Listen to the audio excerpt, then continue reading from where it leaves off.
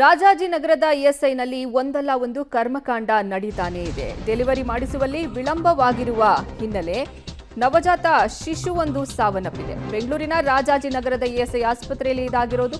Delivery ವಿಳಂಬ, ನವಜಾತ ಶಿಶು ಸಾವನ್ನಪ್ಪಿದೆ. ವೈದ್ಯರ ನಿರ್ಲಕ್ಷ್ಯದಿಂದ ಶಿಶು ಸಾವನ್ನಪ್ಪಿದೆ ಅಂತ ಕುಟುಂಬಸ್ಥರು ಆರೋಪವನ್ನ ಮಾಡ್ತಿದ್ದಾರೆ.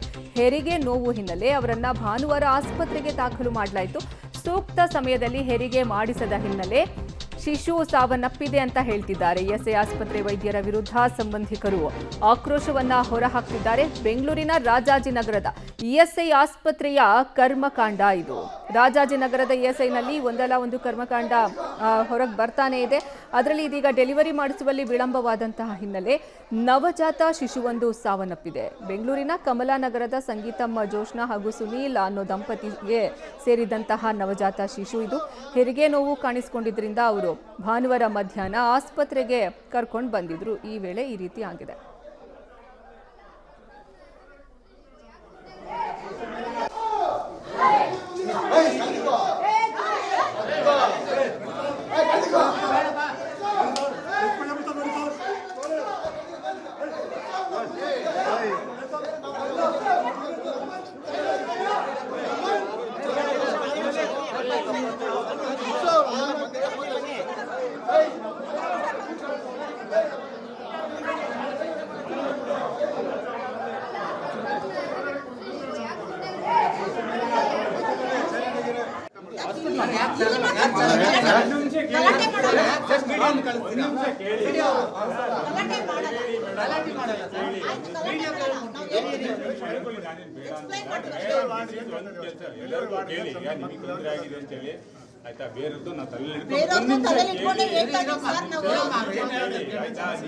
ಸಂಗೀತಂ ಜೋಶ್ನಾ ಅಂದ್ಬಿಟ್ಟು ಭಾನುವಾರ ಬೆಳಗ್ಗೆ ಲೈಟಾಗಿ ಪೈನ್ ಬಂತು ಸರ್. ಕರ್ಕೊಂಬಂದು 1 o'clock ಸೇರಿಸಿದ್ದೀವಿ.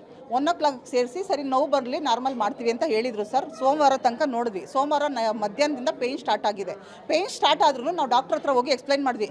ಮೇಡಮ್ ಪೇಯ್ನ್ ಸ್ಟಾರ್ಟ್ ಆಗ್ತಿದೆ, ಅವಳಿಗೆ ಒಂಚೂರು ನೋಡಿ ಅಂದರೆ ಇರಮ್ಮ, ನೋವು ಮಗು ತಾಯಿ ಅಂದರೆ ನೋವು ಬಂದೇ ಬರುತ್ತೆ, ನೀವು ವೆಯ್ಟ್ ಮಾಡಿ ಅಂತ ಹೇಳಿದ್ರು. ಆಯ್ತು ಅಂತ ವೆಯ್ಟ್ ಮಾಡಿದ್ವಿ ಸರ್. ರಾತ್ರಿ 2 ಸಾರಿ ತೊಗೊಂಡೋಗಿ ಲೇಬರ್ ವಾರ್ಡ್ಗೆ ಕರ್ಕೊಂಡೋಗಿ ಬಿಡಿ ಅಂತ ಹೇಳಿದ್ರು ಸರ್. ಲೇಬರ್ ವಾರ್ಡ್ ಕರ್ಕೊಂಡೋಗಿಬಿಟ್ರೆ ಬ್ಲೀಡಿಂಗ್ ಹೋಗ್ತಿದೆ, ವಾಟರ್ ಹೋಗ್ತಿದೆ. ನಾನು ಹೇಳಿದ್ರು ವಾಟರ್ ಹೋಗ್ತಿದೆ ಮೇಡಮ್. ಏನು ಮೇಡಮ್ ಅಂದರೆ ಇರಲಿ ಬಿಡಮ್ಮ, ಅದೆಲ್ಲ ಸಹಜ ಆಗೋದು ಅಂತ ಹೇಳಿದ್ರು. ಸರಿ ಅಂತ ಅವ್ರ ಮಾತಿಗೆ ರೆಸ್ಪೆಕ್ಟ್ ಕೊಟ್ಟು ನಾವು ಬಂದ್ವಿ ಸರ್. ನೀರು ಜಾಸ್ತಿ ಹೋಗ್ತಿತ್ತು, ಬಂದು ಹೇಳಿದೆ ನೀರು ಹೋಗ್ತಿದೆ ಮೇಡಮ್ ಬ್ಲಡ್, ಯಾಕಂದರೆ ಅದ್ರ ಬಗ್ಗೆ ಎಕ್ಸ್ಪೀರಿಯನ್ಸ್ ನಮಗಾಗಿತ್ತು. ನಾವು ಹೇಳಿದ್ವಿ ನೀರು ಹೋಗ್ತಿದೆ ಅಂತ. ಜೋರಾಗೆ ಬಡ್ಕೊಂಡೆ ಸರ್, ಎಲ್ಲರಿಗೂ ಕೇಳಿಸೋ ಥರ. ನಿನಗೆ ಹೆರಿಗೆ ಆಗೋ ಥರ ಆಡ್ತಿದೆಯಲ್ಲ ಹೋಗಮ್ಮ ಅಂತ ಕಳಿಸ್ಬಿಟ್ರು ಸರ್. ಆಯಿತು ಅಂತ ಬಂದೆ.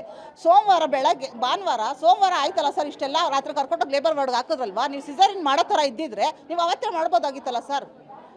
ಬ್ಲಡ್ ಹೋಗ್ತಿತ್ತು, ವಾಟರ್ ಹೋಗ್ತಿತ್ತು, ನೀವು ಸಿಸೇರಿಯನ್. ಮಂಗಳವಾರ ಆ್ಯಕ್ಚುಲಿ ಬುಧವಾರ ಲಾಸ್ಟ್ ಡೇಟ್ ಇತ್ತು. ಮಂಗಳವಾರ ಕರ್ಕೊಂಡು ಬಂದ್ರಿ. ಬೆಳಗ್ಗೆ ಹಂಗೆ ಕರ್ಕೊಂಬಂದಿದ್ದು 9:30 10 ಗಂಟೆ ಹಂಗೆ ಕರ್ಕೊಂಬಂದೆ.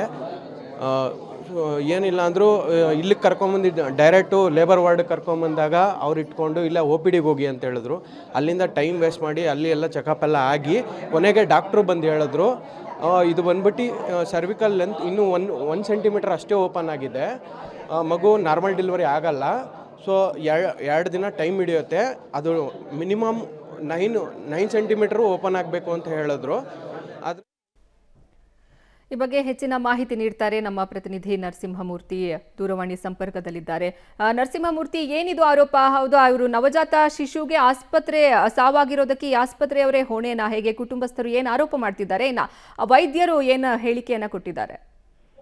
ಅರ್ಪಿತಾ, ಇವತ್ತು ಇಎಸ್ಐ ಆಸ್ಪತ್ರೆಯ ಮುಂಭಾಗದಲ್ಲಿ ಒಂದಷ್ಟು ಈ ಕುಟುಂಬಸ್ಥರು ಮತ್ತೆ ಸಂಬಂಧಿಕರು ಒಂದಷ್ಟು ಗಲಾಟೆಯನ್ನ ಮಾಡ್ತಿದ್ರು, ಮತ್ತೆ ಈ ಆಸ್ಪತ್ರೆಯನ್ನ ಮುತ್ತಿಗೆ ಹಾಕೋದಕ್ಕೆ ಪ್ರಯತ್ನವನ್ನ ಪಡ್ತಿದ್ರು. ಕಾರಣ ಇಷ್ಟೇ, ಹೆರಿಗೆ ನೋವು ಅಂತೇಳಿ ಜೋಸ್ನಾ ಅಂತೇಳಿ, ಸಂಗೀತಂ ಜೋಸ್ನಾ ಅಂತೇಳಿ ಈಕೆಯನ್ನ ಭಾನುವಾರ ತಂದು ಆಸ್ಪತ್ರೆಯಲ್ಲಿ ಇಎಸ್ಐ ಆಸ್ಪತ್ರೆಯಲ್ಲಿ ಅಡ್ಮಿಟ್ ಮಾಡಿದ್ದಾರೆ. ಆದ್ರೆ ಭಾನುವಾರ ಇವರು ಡೆಲಿವರಿಯನ್ನ ಮಾಡಿಸಿಲ್ಲ ವೈದ್ಯರು. ಮತ್ತೆ ಸೋಮವಾರ ಆಕೆಗೆ ವಾಟರ್ ಡಿಸ್ಚಾರ್ಜ್ ಆದ್ರೂ ಕೂಡ ಇವರು ಹೆರಿಗೆಯನ್ನ ಮಾಡಿಸಿಲ್ಲ, ಸಿಸೇರಿಯನ್ ಮಾಡಿ ಅಂತೇಳಿ ಕುಟುಂಬಸ್ಥರು ಕೇಳ್ಕೊಂಡ್ರು, ಮಾಡಿಲ್ಲ. ಆದ್ರೆ ಮಂಗಳವಾರ ಬೆಳಿಗ್ಗೆ ಹೆರಿಗೆಯನ್ನ ಮಾಡಿಸಿದ್ದಾರೆ, ಸಿಸೇರಿಯನ್ ಮಾಡಿ. ಅದಾದ ಬಳಿಕ ಮಗು ಸ್ಯಾನಿಟರಿ ನೀರು ಕುಡಿದಿದೆ ಅನ್ನೋ ಲೆಕ್ಕದಲ್ಲಿ ಮತ್ತೆ ICU ನಲ್ಲಿ ಇಟ್ಟಿದ್ದಾರೆ. ಆದ್ರೆ ಮಗು ಇವತ್ತು ಮಧ್ಯಾಹ್ನ ಏಕಾಏಕಿ ಸತ್ತೋಗಿದೆ. ಇದರಿಂದ ರೊಚ್ಚಿಗೆದ್ದಂತಹ ಕುಟುಂಬಸ್ಥರು ಮತ್ತೆ ಸಂಬಂಧಿಕರು ಆಸ್ಪತ್ರೆ ಮುಂದೆ ಜಮಾಯಿಸಿದ್ರು. ಮತ್ತೆ ಯಾರು ಅವತ್ತು ಡ್ಯೂಟಿಯಲ್ಲಿದ್ದಂತಹ ಡಾಕ್ಟರ್ ಹೊರಬರ್ಬೇಕು, ಏನ್ ಹೇಳಿದ್ರು, ಈ ರೀತಿಯಾಗಿ ಇಲ್ಲೊಂದಷ್ಟು ಅಕ್ರಮಗಳು ನಡೀತಿದ್ದಾವೆ. ಈ ಎಲ್ಲಾ ಮಗು ಸಾವುಗಳ ಕಾರಣ ಆದ್ರೂ ಕೂಡ ಇವರು ಎಚ್ಚೆತ್ಕೊಳ್ತಿಲ್ಲ ಅನ್ನೋ ನಿಟ್ಟಿನಲ್ಲಿ ಒಂದಷ್ಟು ಪ್ರತಿಭಟನೆಯನ್ನ ನಡೆಸುವ ಕೆಲಸವನ್ನ ಮಾಡಿದ್ರು. ಅರ್ಪಿತಾ. ಧನ್ಯವಾದ ನರಸಿಂಹಮೂರ್ತಿ ನಿಮ್ಮೆಲ್ಲ ಮಾಹಿತಿಗಾಗಿ.